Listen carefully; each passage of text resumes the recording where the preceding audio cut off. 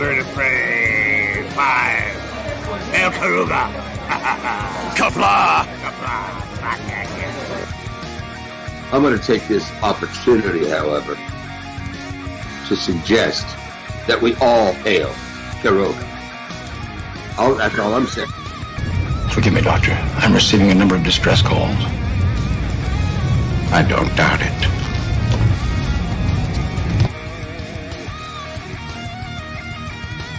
Y'all remember to tip your waitresses. Have a mighty fine night. If you come in peace, surrender or be destroyed. If you're here to make war, we surrender. Both good. The important thing is I'm meeting new people. When the appointed hour arrives, the Marauders will deactivate their cloaking devices and begin transporting Klingon shock troops directly to the landing zone. Landing zone? Where? Tell me. Why not? Your feeble weapons will be useless against us. We will kill all your males and take your females to mate with. All right. Now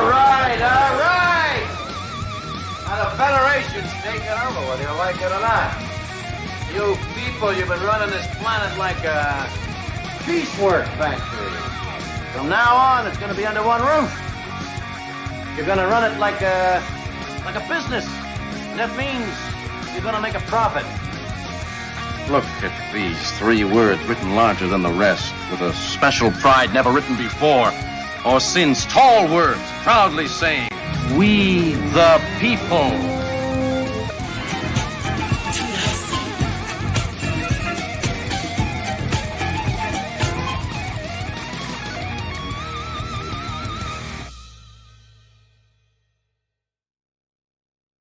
Hi, I'm Nicole DeBoer. I played Lieutenant Ezri Dax on DS9, and I welcome you to Bird of Prey 5 channel. Hail Karuga. Hello world, it's Bird of Prey 5, Qapla, and welcome to Star Trek Enterprise Wednesday for November 1st, 2023, the first day of November. Wow. Welcome, Resolute Germ, to the panel. Qapla. Qapla, Bird. Good to see you. So this is Star Trek Enterprise Season 2, Episode 24, First Flight. And welcome also Mr. CCDV, Qapla. Qapla!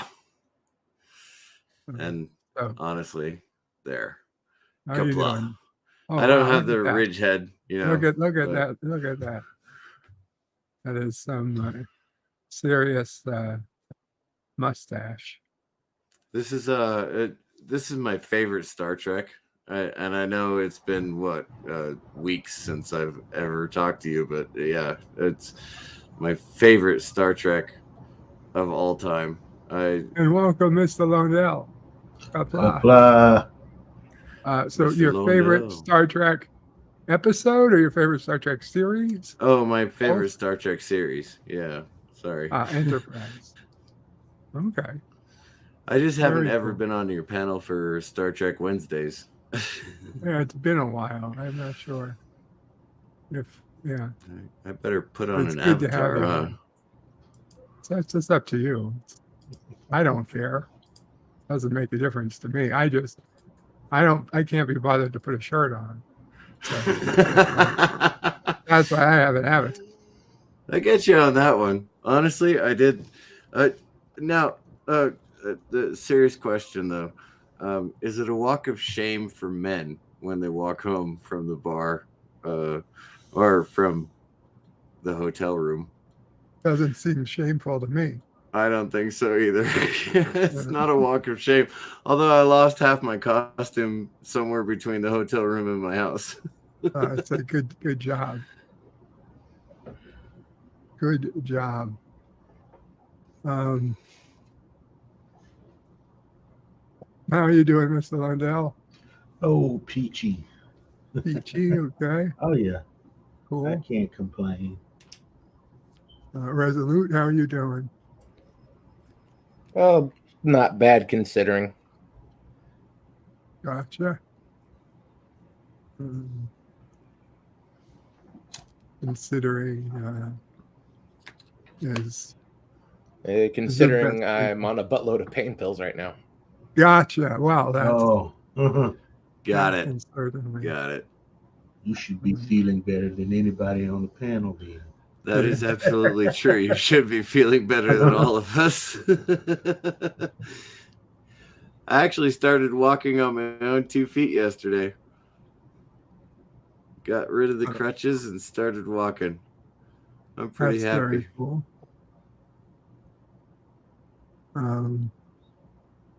Very cool indeed. Dan Ben was first in the chat. Says you would think a story about how they broke warp barriers would be interesting, but it falls flat. It's boring. So yeah, this episode is really tells the story of they go back in time. Not they don't travel in time, but Archer reminisces to Paul, and so we see what was going on maybe 20 years earlier in Jonathan Archer's life, and they make the strong creative choice to not in any way whatsoever even attempt to de-age Captain Archer. It's as if he just put on a younger man's clothes, and all of a sudden we're supposed to believe, oh my God, he's really 20 years old, all of a sudden. Good for them, I guess. It was a brave choice. No, it just wasn't in the budget. Maybe not the smartest, but brave. Oh, maybe it just wasn't in the budget. That's fair assessment as well. Miss Lindell's Groovy Movies, also in the chat, says Qapla, sharpening and polishing his batlack. Very cool. Richie Poole with 3 alpacas, says Qapla.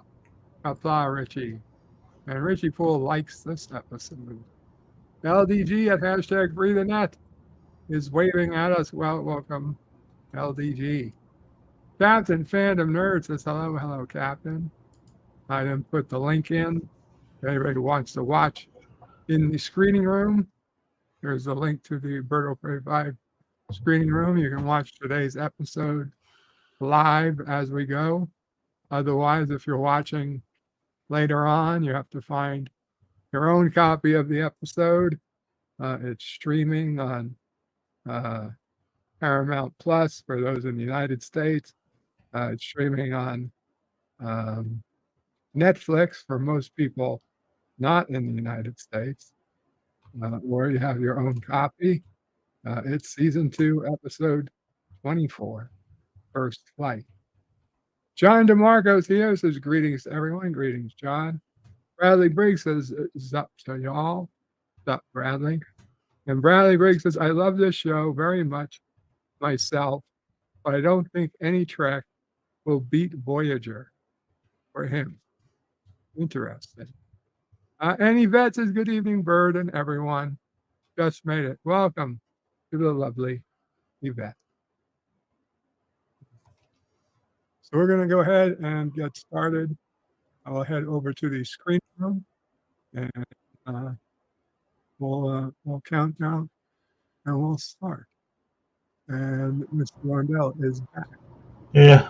Okay. Brown out.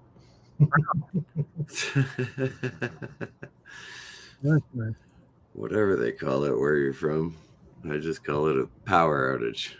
Yeah. Well, now everything just got dim, and it was dim enough for the computer to stop. So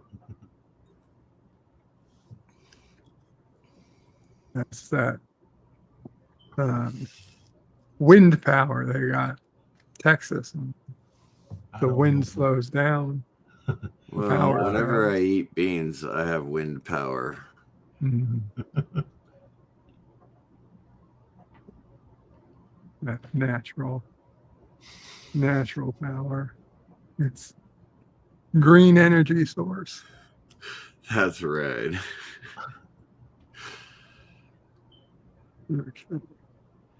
Okay, heading to the screening room. I'm going to count down, and we're going to start. 5, 4, 3, 2, 1. And we have It's been a long road getting from there to here. Could be a phantom rating according to T'Pol. Nope. Oh, it's dark matter. They still haven't figured out dark matter in the future. A dark matter nebula. I had a dark matter nebula on my Even with armpit, modified I think, sensors, once. there's really nothing to see. Mm-hmm.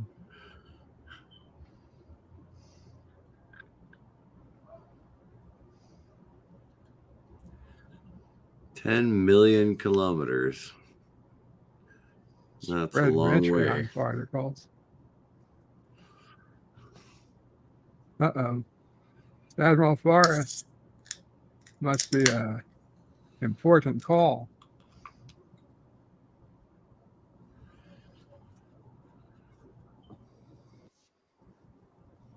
Should have looked a little longer.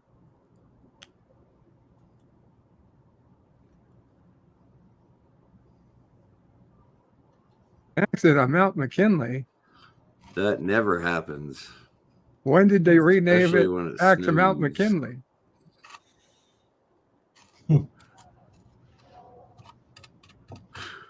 Don't get me wrong.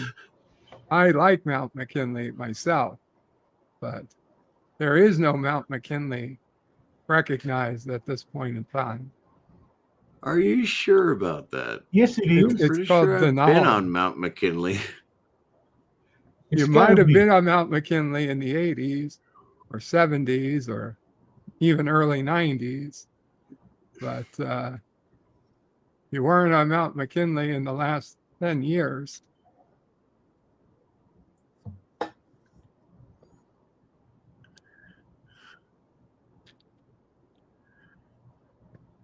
I've never had to turn volume down on a playback before. And yes, I do actually like this song. Dan Ben is in the house. Hey, Dan Ben.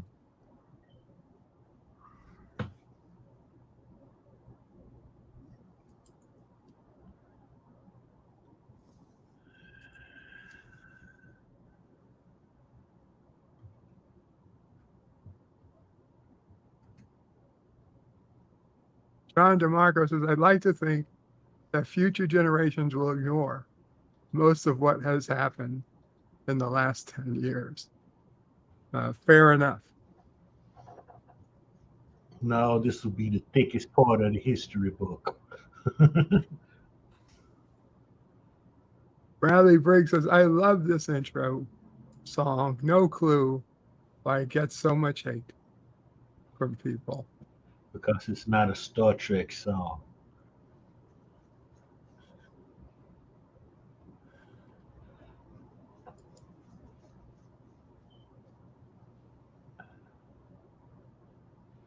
The 50th episode. Oh, May 14th, 2003. Right. Okay. That's why I don't remember it being aired. I was in Iraq. My bad.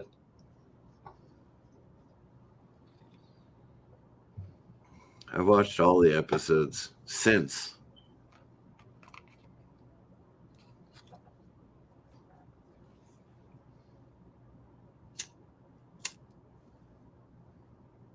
Sensor enhancements. If it's there. We.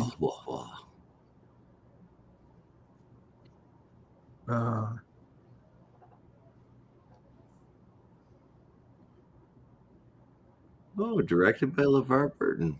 Nice. Starfleet regulations prohibit the captain from leaving the ship unaccompanied. Since when? So you take your captain and your first officer on the away missions. Yeah, brilliant. Well, he's not going to argue that much. It is T'Pol, after all. Dan Van says you can see the image of the ring ship from TMP, wall of photos of the ships called Enterprise in this episode.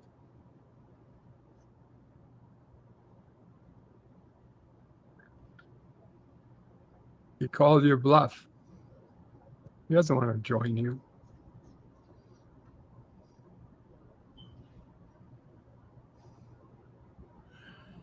You know, that wig always drove me crazy.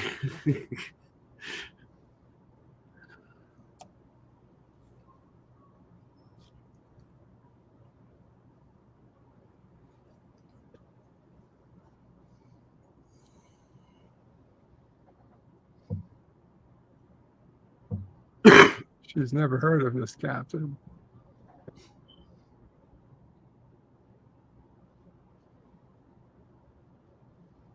Not even a paragraph about him? At least a footnote. Come on. What a bum rap you got. Warp 2 barrier. You know, back in the day, like 75 years ago.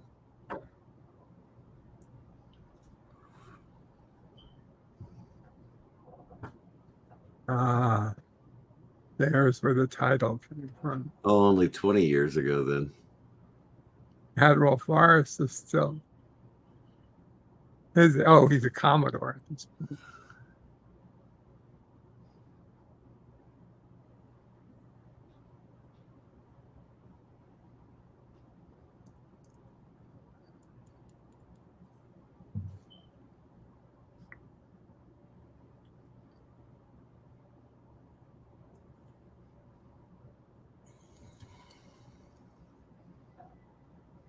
You suck.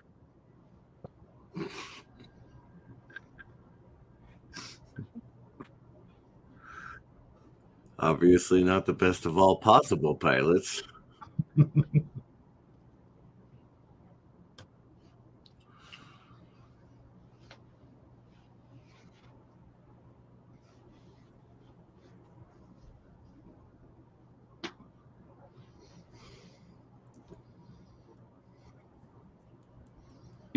I understand the Warp 2 engine is his father's engine, and the Warp 5 engine is his father's engine. How many engines does his father make? I'm sure the Warp 2 What about the Warp 3 and the Warp 4? The Warp 5 followed the Warp 2. I mean, come on now. You build on what you know. Does that carry Russell? Probably.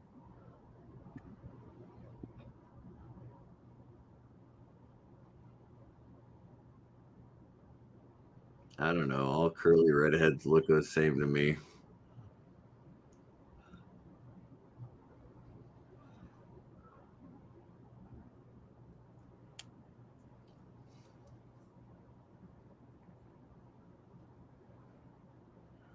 Oh, big whoop.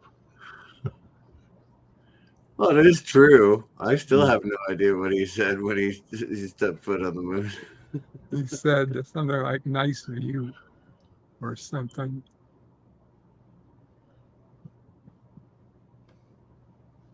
But I do know Buzz Aldrin wanted to punch someone in the face for questioning if he ever landed on the moon. I remember that, yeah. He did, but he knocked the hell out of that guy. It's like, you're an old man. What are you going to do to me? Punch you out? What do you think?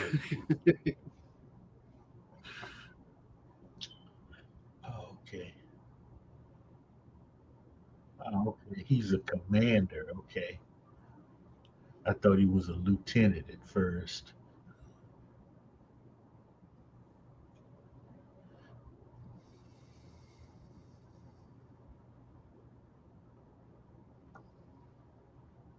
What show is he from?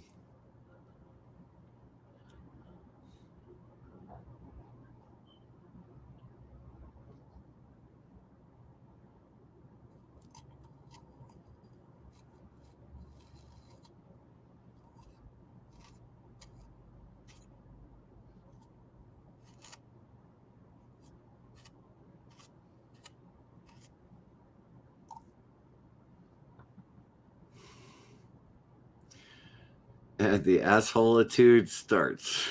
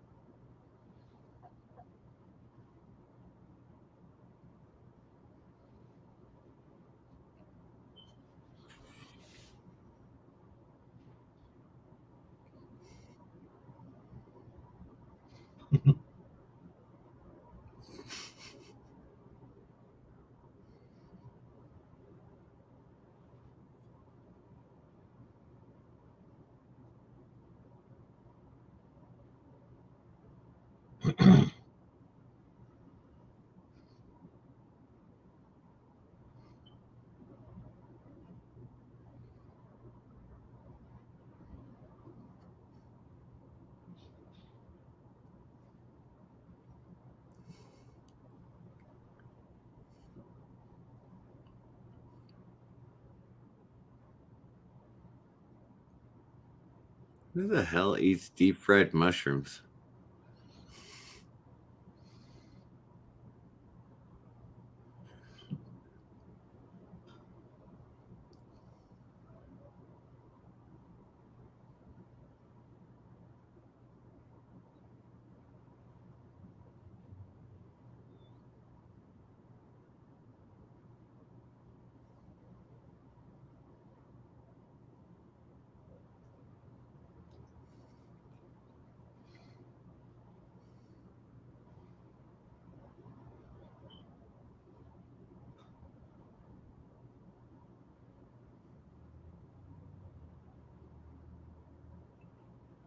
That's how I feel every time I change the spark plugs on my truck. Nice.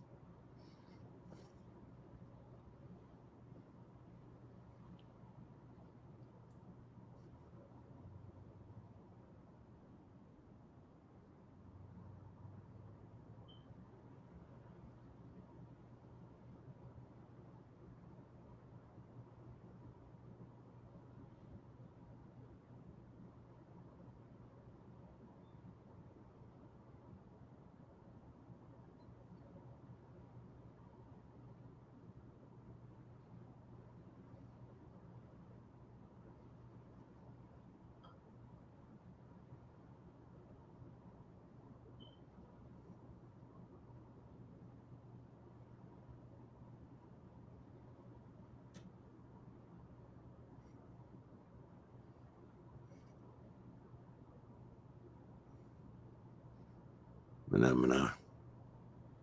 Too late. Of course, you can go to 2.2. That's how Maverick destroyed the ship in his movie. He's hitting a lot of air in space.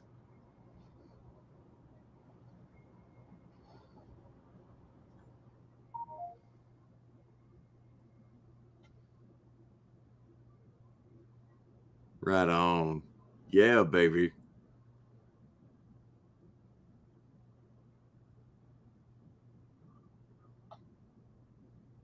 Abort.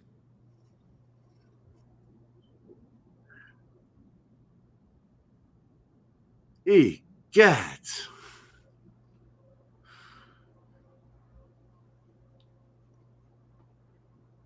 What are the chances that he blew up right outside Jupiter?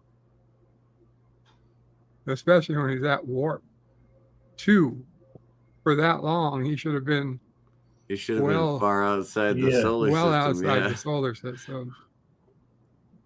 He shouldn't have been in the solar system going to warp. Remember, they don't do that.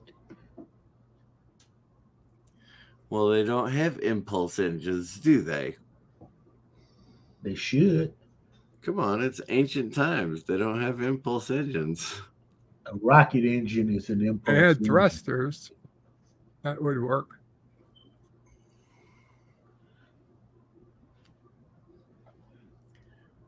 I've always wondered if you just went up from the plane of the ecliptic, would you get rid of all of that stuff?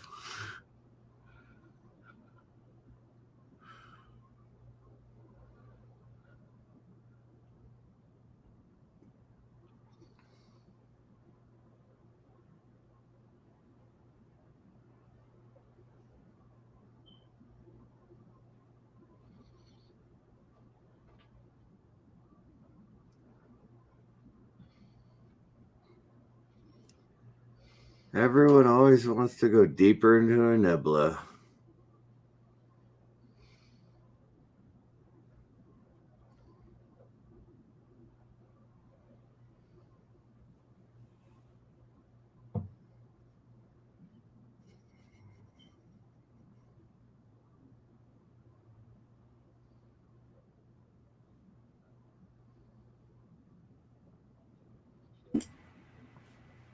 That doesn't seem right. Those prototypes are made to be destroyed when they hit the goal.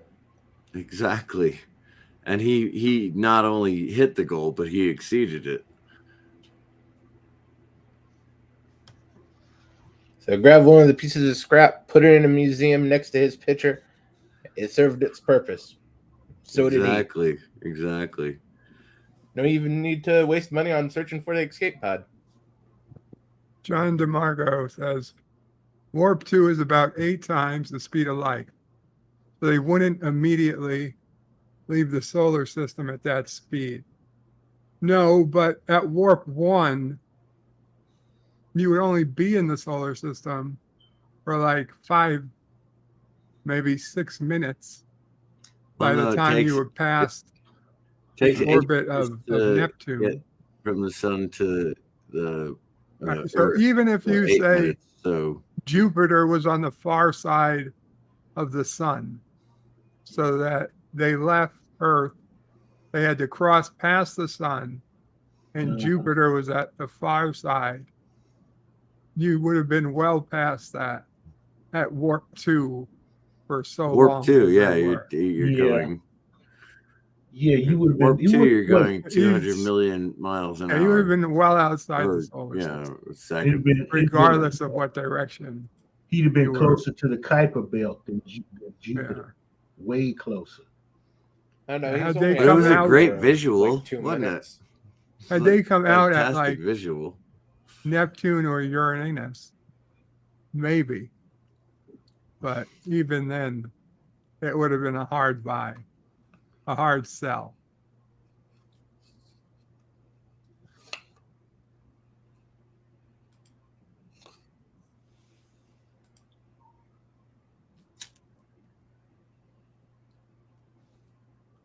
Shut up, Lieutenant.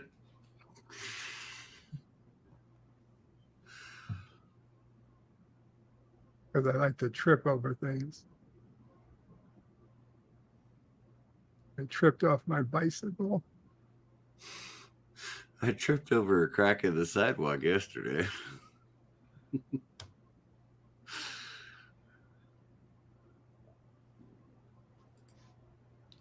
I tripped off my bicycle and woke up pregnant.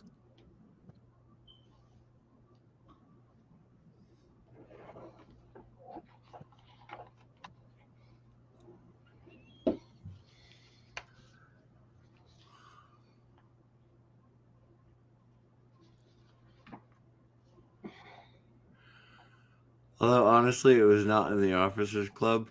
I did have a conversation like this with the general once. I had a couple with full colonels. It's amazing how cool they can be at that rank. Exactly. Yeah.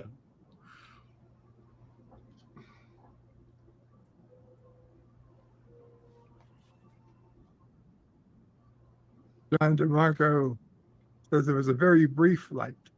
So he doesn't see a discrepancy.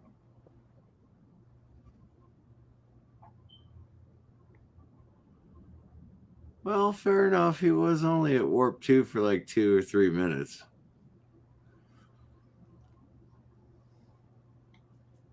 Starfleet's going to kill the NX program indefinitely. 47 Yorktown says, hello, young sir. Hello, 47.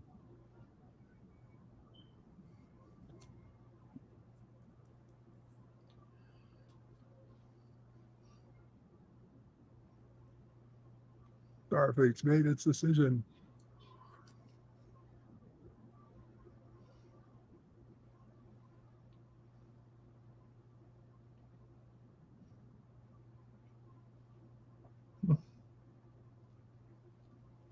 Oh, yes, you can.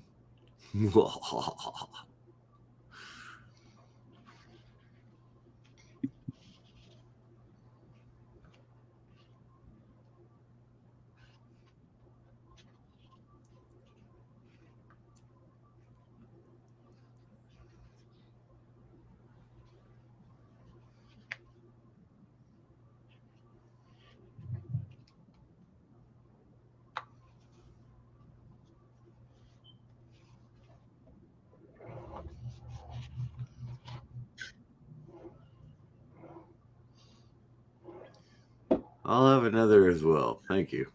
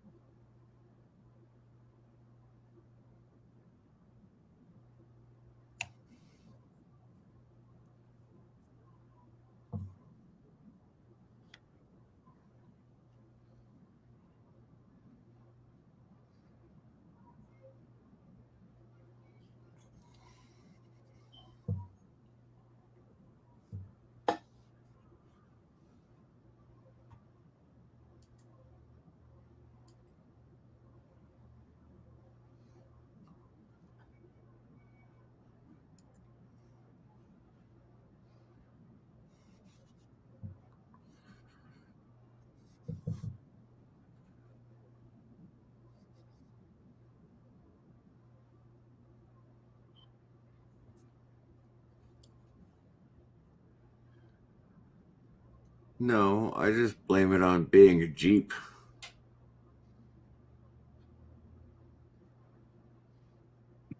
Wow. He deserved it at that punch. Yep.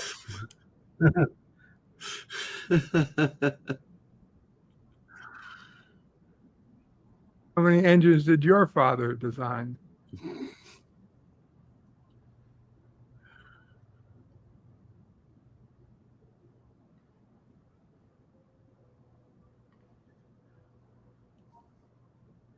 Let him fight it off. Let them fight. This needs to be settled.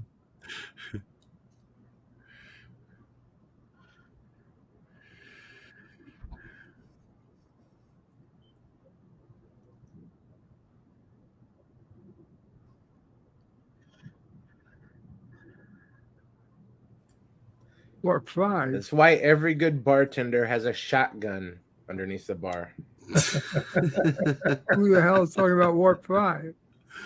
So they're trying to get to warp 2.2 for crying out loud.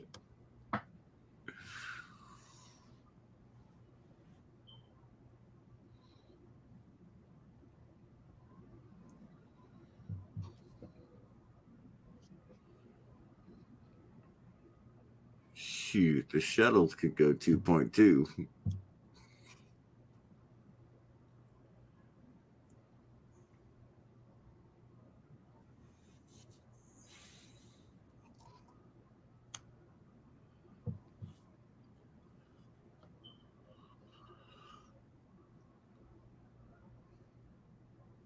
Ben says broken bow. Tucker and Bass, Warp 4.5 next Thursday. Archer, Neptune, and back in 6 minutes. Yeah, that was a line in Broken Bow. Yes.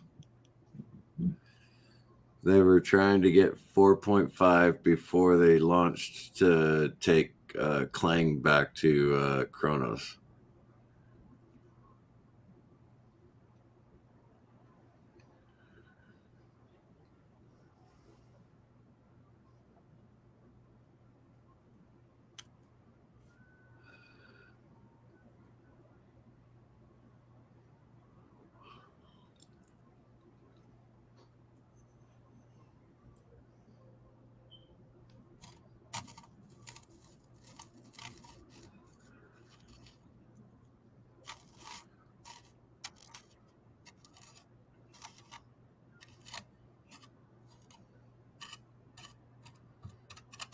You gotta love these bottle episodes.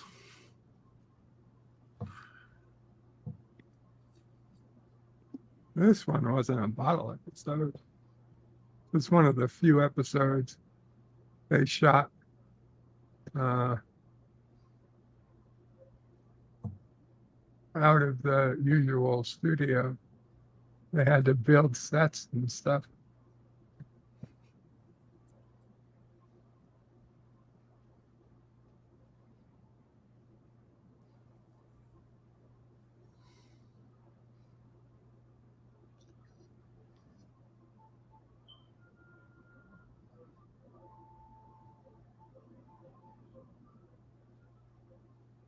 Oh, don't start with the objective and subjective arguments, please.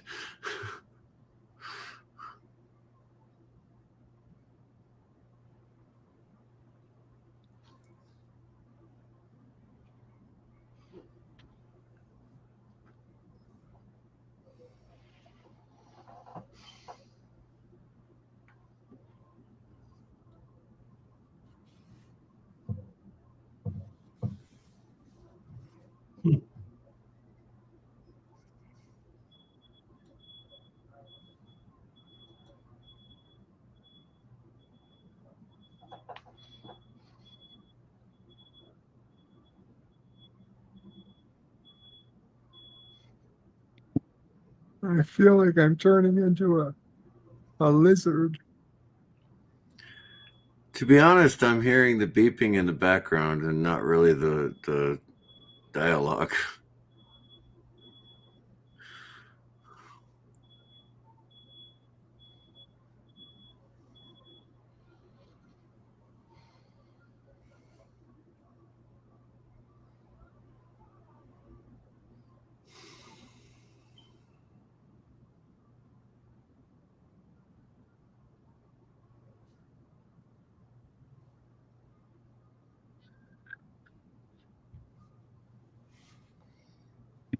Surely they can't be serious. I am serious, and please don't call me Shirley.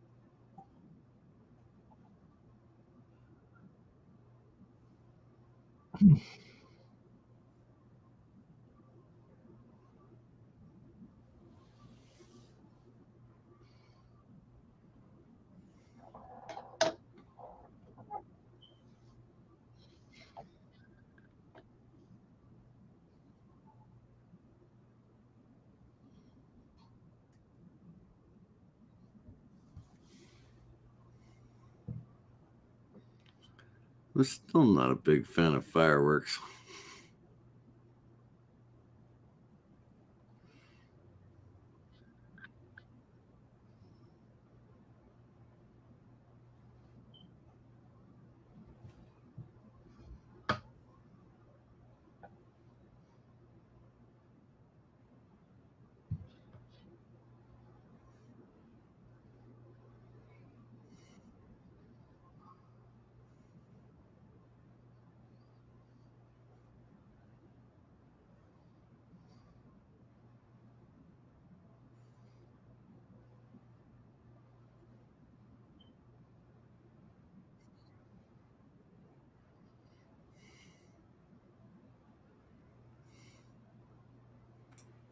And that's why he chose Soot to Hick as a chief engineer.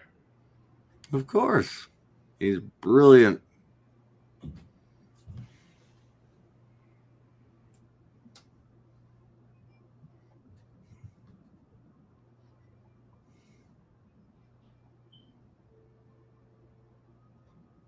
What? You don't have auxiliary power units? Oh my goodness.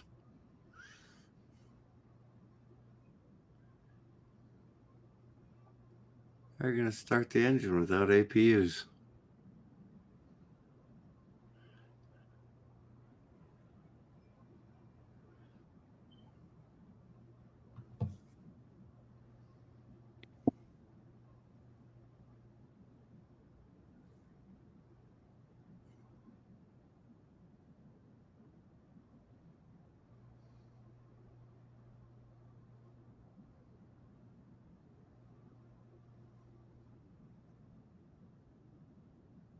Oh, I love that. Yes. Not the most efficient way to leave the Earth's atmosphere. Well, if we could get the electrical charges proper, we could actually launch thought they took space off from the vehicles moon. with a ramp like that. No, I guess it was Earth. Yeah. they launched The vertical. first one because probably did. Yeah. They're stealing that from storage. Mm-hmm.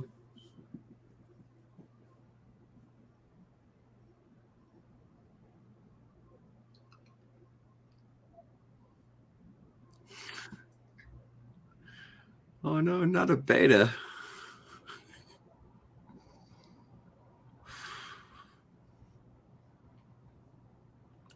Two alphas driving a beta? Where have I heard this joke before?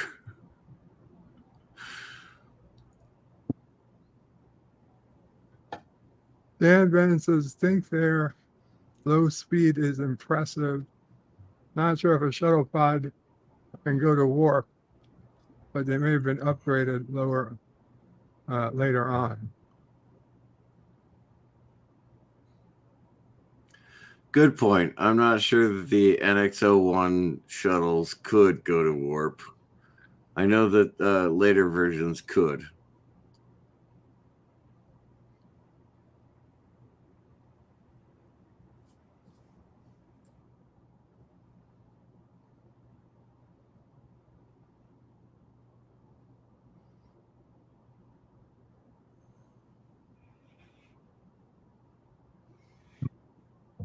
Now the Vulcans are here.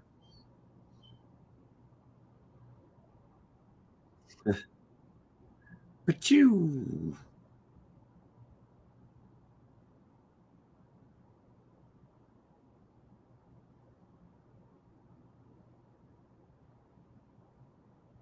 Josh Sweet says, is this the story of Bird and Auntie when they were frenemies before turning into friends, when Karoga changed its name back to New Jersey? Well, there's your problem.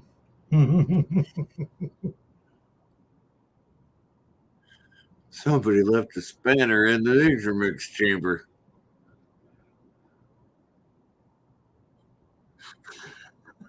Oh my God, I can't believe they said intermix. I just pulled that off the top of my head.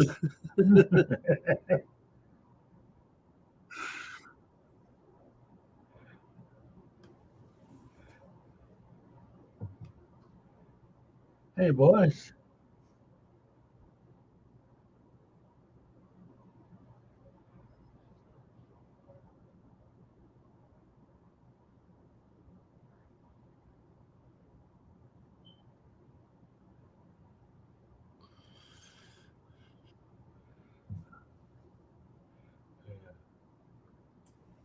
Yeah, by all means, go back home so they can hang you. According to Hollywood, this is the way to make progress.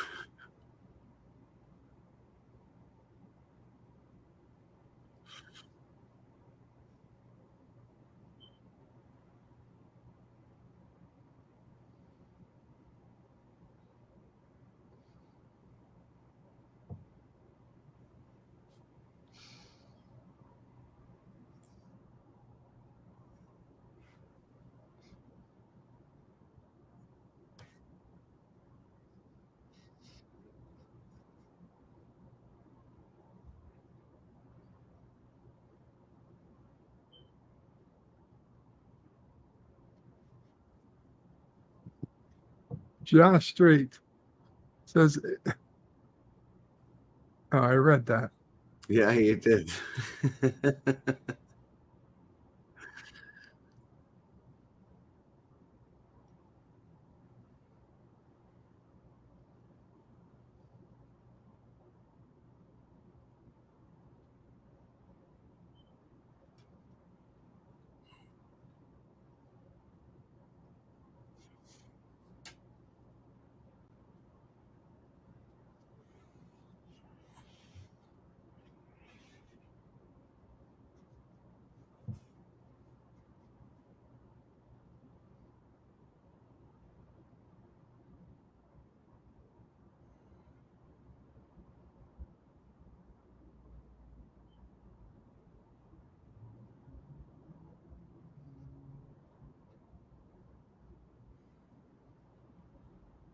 Wait a second. If his father's already dead, how the hell did he make a Warp 5 engine?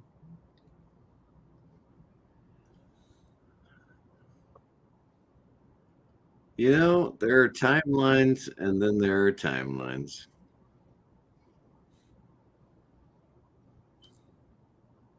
You keep forgetting. You're an engineer, Bert. Come on, that Warp 5 engine could be totally on paper. And they have to build up to that point. Well, we all know that Trip has the best engineering mind on the planet at the time.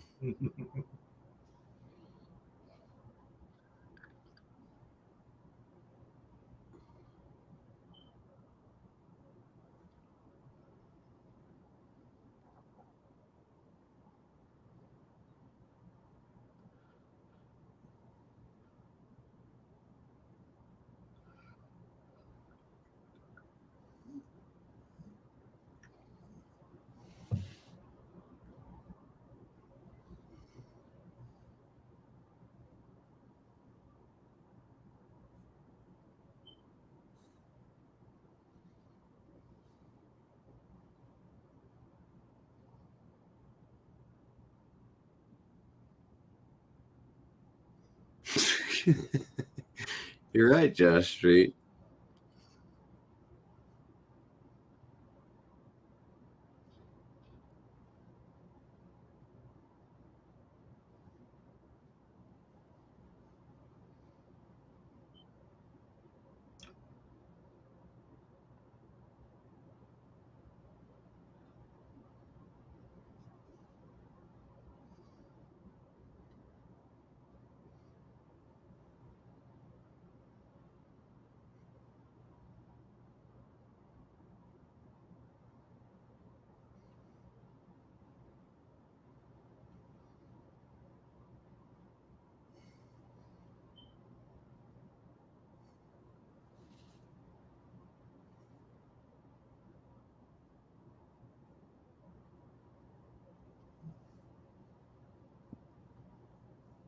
John DeMarco says his dad was part of the Warp 5 program at the beginning, but the engine wasn't completed until after his death. I guess that makes some sense. Yeah. Of course, what Admiral Forrest or what Archer just said about it just being him, the two of them at the end, kind of negates the whole. We find out about Captain Sanchez of the Columbia next time.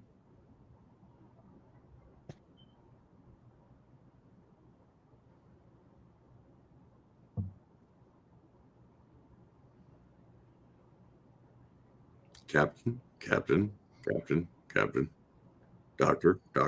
captain, doctor.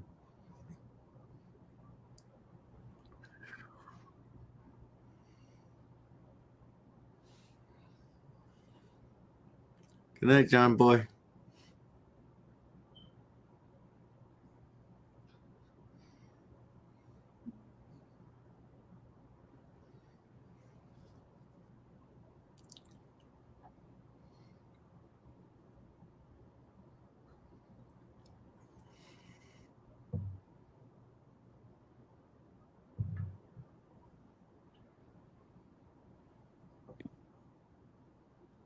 Josh Street says, didn't Daddy Archer only designate the engine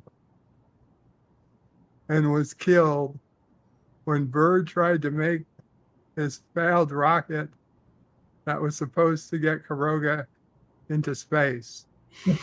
Fake news. It's always fake news when it's bad for Karoga. Always fake news. True.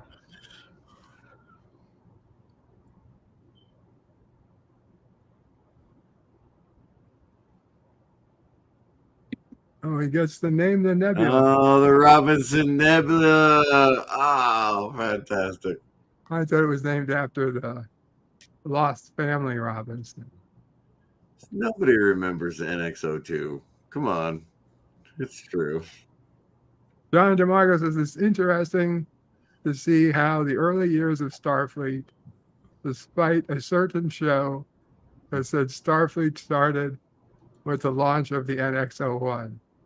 Yeah, it is interesting. This is clearly Starfleet before the NX.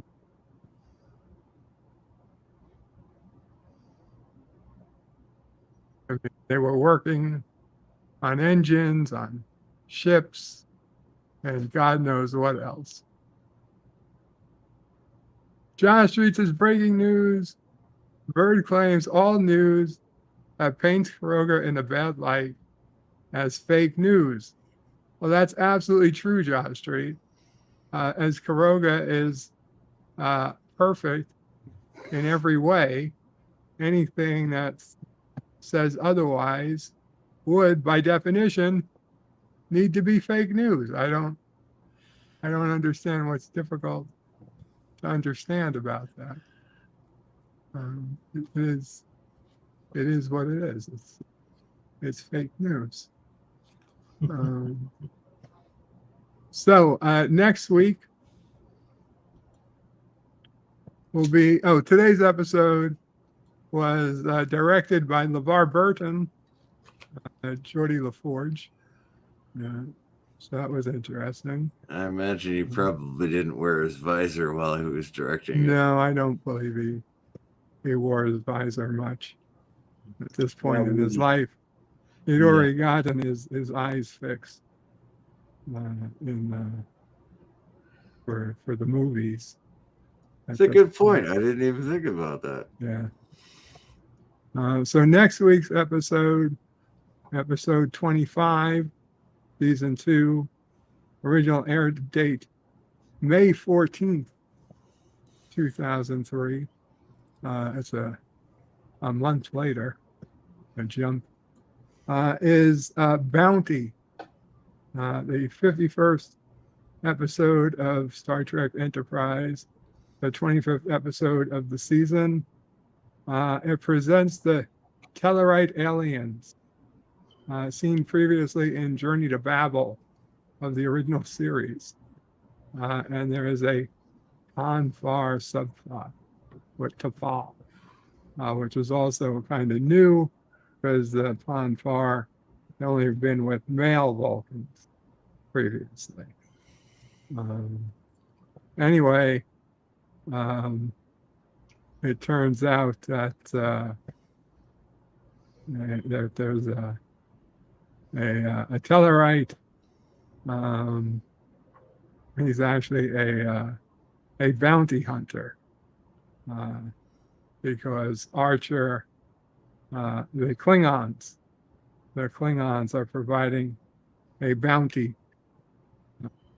for Archer because he escaped from Rora Penthe. Yeah, it's a pretty, I think it's a pretty good episode next week. It was directed by Roxanne Dawson. Oh, the Klingon from Voyager. Written by Rick Berman and Brandon Braga. Yeah. Good stuff. Good stuff. Okay. We'll go down. Anybody, any last comments? Any last words? Any last words? Jesus. Any final comments today, or final words about the episode, or your stream, or what you're doing, or what you've got going on? Resolute Germ, please. It is great being here, even though the story was kind of bland. That AG seemed to be the most uninteresting man on Earth. Yeah. But next week sounds a lot better. I hope so. Cool. You got anything going on? Yeah, tomorrow I'll be having an open panel and celebrating finally breaking the 400 subscriber mark. Congratulations. Thank you. Okay, Mr. Londell, what's coming on? I have to admit, yeah, AG was sort of an asshole. Yeah, no doubt about that. The thing about the Vulcans, though, even if he had throttled back, they would have found an excuse to cancel their program anyway. I agree. That's just how they play the Vulcans in this series. Yeah. So either you may as well have blown up the ship. Just lucky he got out of it. And you find it easy that the solution was two guys, so one can fix something while the other one drives. I mean, amazing, especially since on the first test pilot shuttle they had 2 seats and only one was occupied. So it should have been both of them anyway. Yeah, that's fair. A fair assessment. Mr. CCDV, what you got going on? I think I'm going to start renewing my videos and things like that. November 11th, of course, I'm going to do a veterans stream. I'm trying to organize some veterans to come on the stream, and we'll just chit chat for a little while, and then I'm going to go sing karaoke because it's on a Saturday. Very cool. Okay. Yvette says, thank you, Bird. Utterly boring episode, though. Tell us how you really feel, Yvette. Springtime says, Bird 5. Breaking news. Sea otters are stealing surfboards from people on the beach. Bird 5, be safe. The police are looking for the surfboards. I don't think I'll ever feel safe knowing the sea otters are out there stealing surfboards from innocent people on the beach.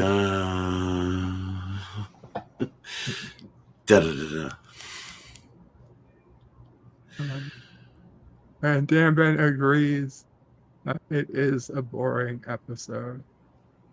So with that, guys, we will call it a day.